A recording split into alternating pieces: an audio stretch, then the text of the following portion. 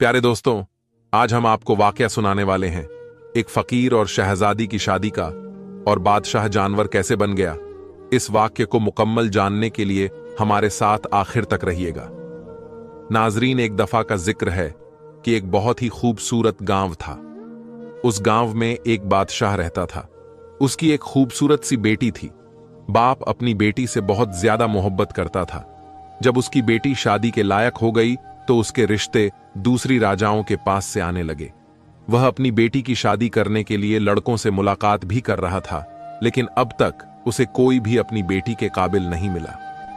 एक दिन उस गांव में एक मांगने वाला फकीर आया, जिनकी उम्र तकरीबन 80 साल थी। वह बादशाह से कहने लगा कि मैं आपकी बेटी से शादी करना चाहता हूं। यह सुनते ही बादशाह को बहुत ज्यादा गुस्सा आया। उसने कहा कि तुम्हारी हिम्मत कैसे हुई, तुम्हारी इतनी औकात कि तुम मेरी बेटी के बारे में सोचो। उसने अपने आदमियों से कहा कि फौरन इसकी गर्दन उड़ा दो। उसने जुर्रत कैसे की कि मेरी बेटी को अपनी बीवी बनाने के बारे में सोचने की भी। फकीर को गिरफ्तार कर लिया गया। उसे ले जाकर कैद खाने में डाल दिया गया। उस फकीर ने कहा कि आप मेरी बात को समझने की कोशिश करें। मैं आपकी बेटी से शादी करना चाहता हूं, लेकिन इसके पीछे एक बहुत बड़ी वजह है।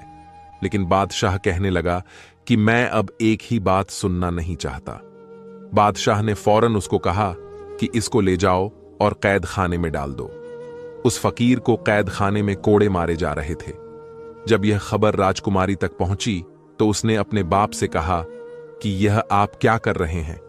किसी बुजुर्ग के साथ ऐसा करना अच्छी बात नहीं। उसने कहा कि तुम बीच में मत पड़ो। वो राजकुमारी फकीरों की बहुत ज्यादा इज्जत करती थी, बहुत ही नेक थी। उसने कहा कि जो भी हो, मैं इस बात को पसंद नहीं करती कि इस मुल्क का राजा इस तरह से किसी बूढ़े इंसान पर जुल्म करे।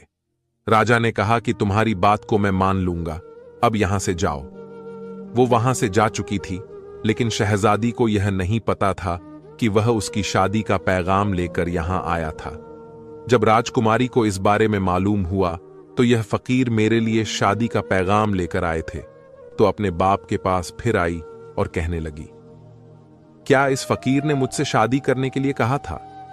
बादशाह ने सबको मना कर दिया था कि मेरी बेटी को इस बारे में पता न चले, क्योंकि वह बहुत जिद्दी है और जो फैसला करती है डंके की चोट पर करके रहती है। अब जब बादशाह को पता चला कि मेरी बेटी को सच्चाई मालूम हो गई है, तो वह गुस्से से आकर कहने लगा कि मेरी एकलौती बेटी, मेरी लाडली बेटी से इस बूढ़े ने शादी करने के बारे में सोचा भी कैसे। बेटी बहुत समझदार थी। बाप के सामने उस वक्त खामोश रही, लेकिन उसने दिल में सोचा कि अगर वह फकीर मुझसे शादी करना चाहता है तो उसके पीछे कोई ना कोई बात जरूर होगी। वह उसी फकीर से मुलाकात करने के लिए कैद खाने में गई। फकीर से कहने लगी कि आप मुझसे शादी क्यों करना चाहते हैं? फकीर ने कहा कि जब तुम मुझसे शादी करोगी तो उसके बाद तुम्हें खुद ही पता चल जाएगा मैंने तुमसे शादी क्यों की। वह कहने लगी कि ठीक है, मैं आपसे शादी करने के लिए तैयार हूं। यह खबर पूरे मुल्क में आग की तरह फैल चुकी थी। लोग तरह तरह की बातें कर रहे थे कि शहजादी उस बूढ़े फकीर से शादी करना चाहती है और वह खुद इस पर राजी भी है। बादशाह ने अपनी बेटी को लाख समझाने की कोशिश की तो उसने जवाब दे दिया, आपने मुझे बड़े नाजों से पाला है, मेरी हर ख्वाहिश को आपने पूरा किया। अब जब मामला शादी का है, जब मुझे शादी करनी है तो मैं उसी से शादी करूंगी जिससे मेरा दिल चाहेगा। लेकिन बादशाह मानने को तैयार नहीं था। उसकी एकलौती शहजादी थी, एक फकीर के साथ शादी रचा दी।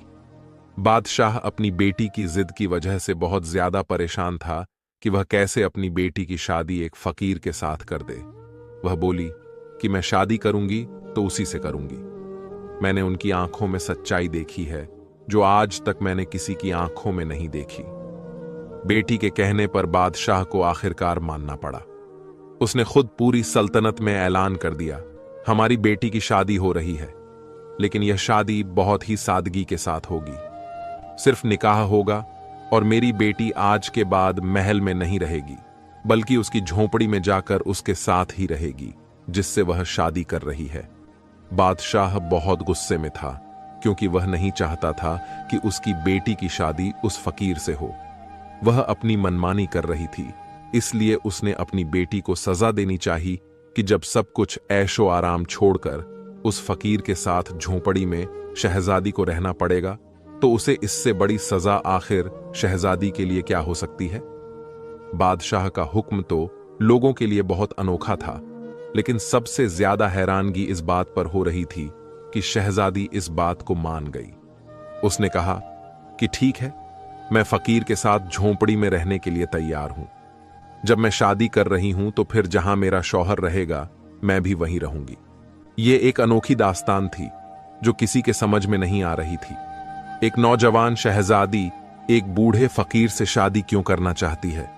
बहरहाल शादी हो गई। बादशाह के हुक्म पर फकीर के साथ शहजादी चली गई। फकीर का घर बस एक दरख्त के नीचे छोटी सी झोपड़ी थी।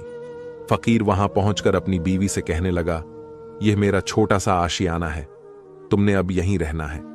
तुमने बगैर वजह जाने मुझसे शादी कर ली। तुम बहुत अच्छी सोच की मालिक हो। मैं तुम्हारी इस बात का बहुत ज्यादा शुक्रिया अदा करता हूं, लेकिन मेरे पास ऐसा कुछ नहीं कि दिन भर मैं भूखा रहता हूं। रात को इबादत करता हूं। जब कभी कहीं